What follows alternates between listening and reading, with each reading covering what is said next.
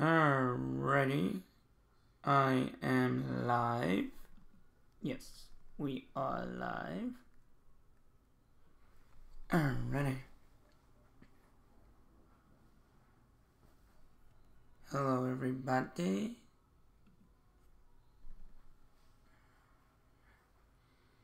And we are live.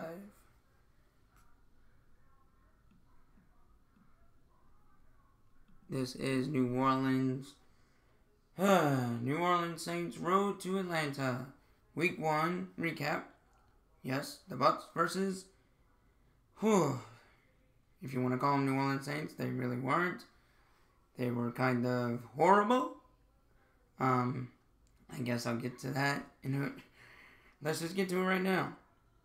The Saints did give up. The offense was phenomenal. The three guys that I saw something on Twitter where they had a picture of three guys that show up every week: Kamara, Drew Brees, and Michael Thomas. And yes, they are the three guys that show up every week. The defense, I don't know where they were. I guess it was like last year. The only difference was we were playing the Bucs and not Minnesota, who's a Super Bowl contender. The Bucs aren't. We allowed Fitzpatrick to have over 417 yards passing on 21 of 28 passing attempts. I mean, come on, 112 rushing yards on 34 attempts. Lattimore got beat a couple times. Crawley got beat a couple times. I mean, it wasn't great. The only reason we were kept in the game was because the offense can score. I mean, if we score 40 points a game, yeah, we will win games. But I guess we couldn't last week. Or this week, actually. It was horrible. It was just awful. I know that you could say the turning point was Mike Gillislee fumbling. That was not good. I mean, that got returned for a touchdown, so there's a point. But technically, you take 7 points off the board, you still lose by 1. So, in the end, you just couldn't stop Fitzpatrick. Every time we tried to get pressure on him, he would run for a first down or run for 5 yards. I even called it before they went on the field. We're going to get him to third down.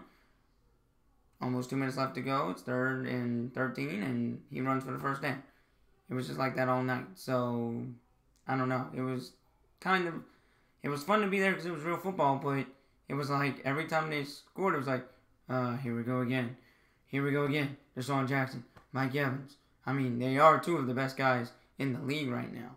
Deshaun Jackson definitely is. Mike Evans, he's a little bit younger, but he's still one of the top receivers in the league. So I can't take anything away from them, but the defense didn't do anything to stop them either. So hopefully against the Browns we'll do better.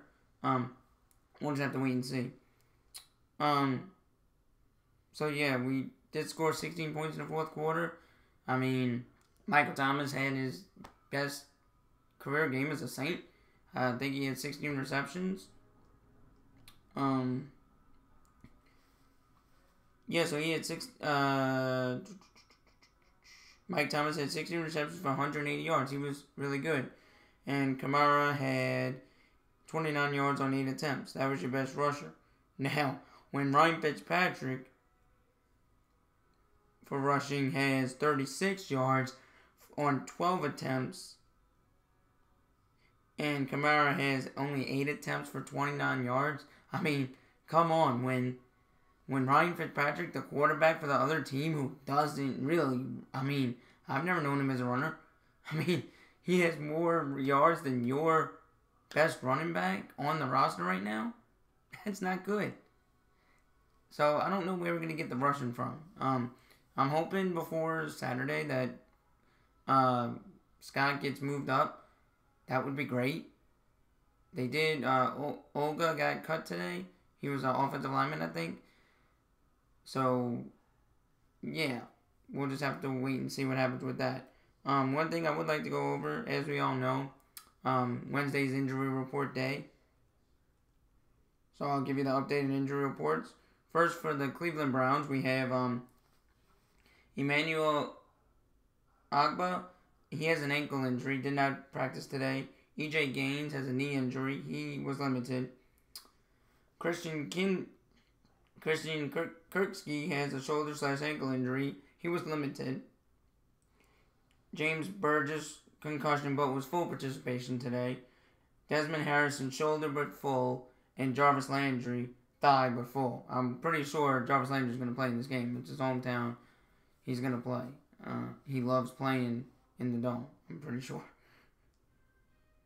Next for your New Orleans Saints, Tegan Jr. knee did not practice. Tyler Davison, foot did not practice. And Michael Thomas, foot did not practice. I'm pretty sure all three of those are going to play Sunday.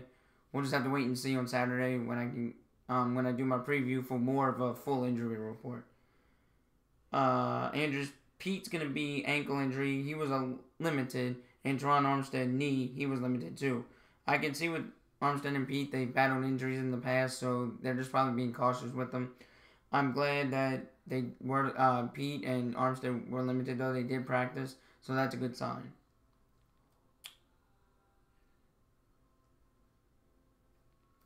And just a little, I guess that's it for right now. I'll talk more about the Saints on Saturday when I do my New Orleans Saints road to Atlanta Week 2 matchup, Browns versus the Saints in the Superdome at 12 p.m. So please check that out.